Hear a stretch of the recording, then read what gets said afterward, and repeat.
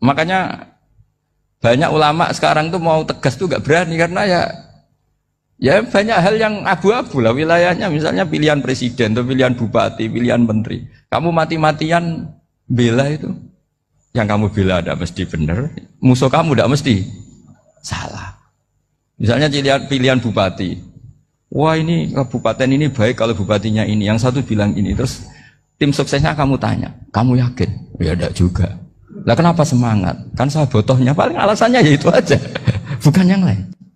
Beda dengan zaman Nabi, Nabinya mesti benar, Abu Jahalnya mesti salah. Kan enak, aturan mainnya jelas. Singkat cerita, dalam perang itu banyak sahabat yang ngalami luka, ngalami apa gitu.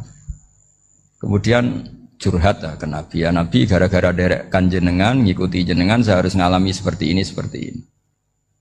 Ngiranya orang itu diapresiasi sama Allah keluarnya. Ternyata sama Allah gak diapresiasi. Malah diturunkan ayat intakunu ta'lamuna fa innahum ya'lamuna kama ta'lamun wa tarjuna minallah ma'ala yarjun. Kalau kamu sakit karena perang, orang-orang kafir itu ya sakit. Itu saja berani padahal demi kekafiran. Wa tarjuna minallah ma'ala yarjun, padahal kamu punya nilai lebih, yaitu berharap kepada Allah yang mereka tidak punya. Saya jadi kiai itu ya kadang mangkel. Karena yang benci ya benci, yang seneng itu ngel-ngel loh kayak Pak Bejo. Jadi semuanya ribet. Lah iya, yang benci ya ganggu, yang seneng ya ganggu, tambah nemen. Seribet.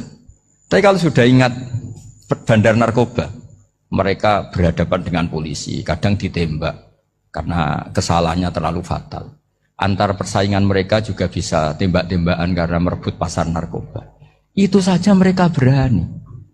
Kok kita yang jadi kiai kadang dicium tangannya, dihormati gak berani, hanya takut apa ya, musibah-musibah kecil atau problem-problem kecil. Lah iya, kalau kita bandingannya gitu. Kalau kamu mau tahajud kedinginan, itu masih nanti dihisab Allah itu gitu. Maling ayam itu keluar malam-malam, hanya dapat ayam. Itu gak takut dingin. Ya gak takut digebuki masa. Kamu mau tahajud aja takut dingin. Makanya nanti hisabnya orang soleh itu nanti dijajarkan orang dolim, terus diperbandingkan. Wah itu habis kamu kalau itu. Jadi misalnya Unisula mau rapat, tapi ini malam, kalau malam dingin nanti sama masuk angin. Wah anak-anak pang di perapatan aja berani kamu. Kalau sudah perbandingannya gitu tuh ribet kita nanti. Makanya itu kalimat itu moto atau filosofi hidup. Sehingga diulang lagi nasihat itu. Iyam saskum korhun fakodu masal koma korhum mislu. Kalau kamu kena luka, orang-orang yang nggak benar juga akan kena luka. Itu aja berani demi ketidakbenaran. Masa kamu demi kebenaran nggak berani? Akhirnya orang itu, ya itu kalimat, itu heroik. Makanya kita ini penting ya. Makanya tadi himne Unisula dimulai kalimat thayyibah. Karena kalimat ini yang menjaga kita, kalimat ini. Misalnya tentang Tuhan. Kenapa orang Islam imannya kokoh seperti ini, termasuk yang sudah hidup di Amerika, di Australia, di mana-mana. Itu ya barokahnya ajaran atau barokahnya kalimah. Saya sebut kalimah saja pakai bahasa santri. Karena la ilaha illallah itu dalam tradisi santri disebut kalimatu haqqin alaiha nahya wa alaiha namut wa alaiha nub'ats. Ada yang riwayat wa biha nub'ats insyaallah taala minal aminin. Kenapa mereka di mana-mana meskipun sekolah di Amerika, di Australia, bahkan di Uni Soviet tetap mukmin? Itu barokahnya ajaran yang benar. Allah itu siapa? Tuhan. Tuhan itu sifat dasarnya apa? Awal. Dia harus wujud awal sebelum makhluk yang lain. Sehingga ketika ada negara yang maju, yang tertib, manajemennya tertib, masyarakatnya makmur, tapi punya Tuhan yang tidak seperti itu, tidak awal, itu sudah gak nyaman. Karena ndaklah keren Tuhan saya, karena Tuhan saya itu al-awwal, zat yang pertama. Tuhan saya keren lah, zat yang gak mati. Tuhan yang gak mati, yang gak pernah mengalami kematian. Sehingga tontonan atau yang dilihat kenikmatan-kenikmatan yang lain ini tidak mengubah dia pendirian tentang Tuhan. Karena mantapnya satu kalimat tadi bahwa Tuhan itu ya harus satu, harus awal, harus tidak mati, tidak rusak, tidak mengalami apa-apa yang membahayakan. Sehingga ketika ditawarin Tuhan yang lain meskipun menjanjikan secara finansial atau kemakmuran, mereka gak tertarik. Itu coba, itu barokahnya makmur apa barokahnya ajaran? Barokahnya ajaran, sering negara Islam itu kalah makmur dengan mereka, tapi barokahnya ajaran ini tetap apa? Tetap Islam. Makanya Nabi Ibrahim nabi yang sukses bikin wa ja'alaha kalimatam baqiyatan fi aqibi. Sehingga kita ini bekti sama orang tua misalnya. Itu ya karena ajaran. Suwargamu itu karek wong tuamu. Nak wong tuamu ridho, Allah ridho. Nak ora ridho, Allah ora ridho. Ridho wa fi ridhol walidain wa sakhatu wa sukhtu wa fi sakhatil. Sehingga ketika ada orang tua yang agak brengsek gitu, anak-anak tetap hormat. Punya orang tua yang miskin, yang sudah miskin, tukang tombok nomor, banyak kan di kampung gitu. Ya tetap hormat.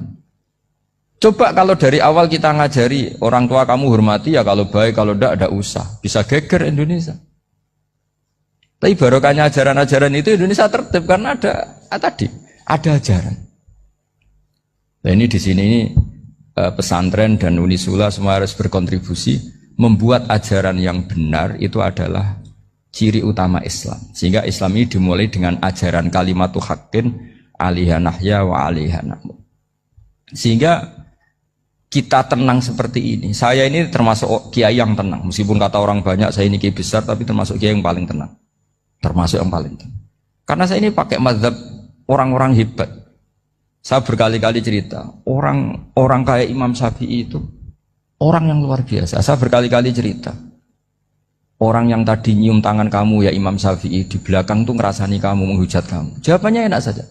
Berarti saya alhamdulillah orang yang wibawa. Buktinya di depan saya nggak berani. Jadi enteng saja. Diceritain sebagian kampung, sebagian separuh dari warga kamu itu nggak suka kamu. Ya bagus lah nggak suka saya, nggak akan utang duit saya. Di mana-mana orang utang itu karena teman dekat. Kalau nggak seneng pasti minimal nggak utang, nggak pinjam mobil, nggak pinjam apa. Berkah mana yang seneng sama yang gede? Jadi dianggap enteng saja. Semua yang dialamin dianggap enteng saja. Misalnya punya istri pemarah, ya bagus lah marahin suami. Kalau marahin tonggo malah ribet. Jadi kamu harus terima kasih kalau dimarahin istri. Bagus lah marahin saya mah, kalau marahin tonggo ribet. Jadi enteng saja. Tapi kita sekarang tuh karena nafsu ya, sehingga menghadapi hidup ini ribet. Ulama dulu kalau mau mati itu senengnya bukan main. Sudah lama saya ini ingin gak maksiat. Kayaknya gak maksiat paling efektif itu mati. Ya tidak apa-apa Gusti, kalau sebaiknya mati ya mati aja. Enteng saja. Jadi melihat kematian itu akhir dari segala keburukan atau potensi keburukan. Apapun baik kita sekarang, suatu saat mungkin kita gak baik. Yang bisa menghentikan ketidakbaikan atau potensi ketidakbaikan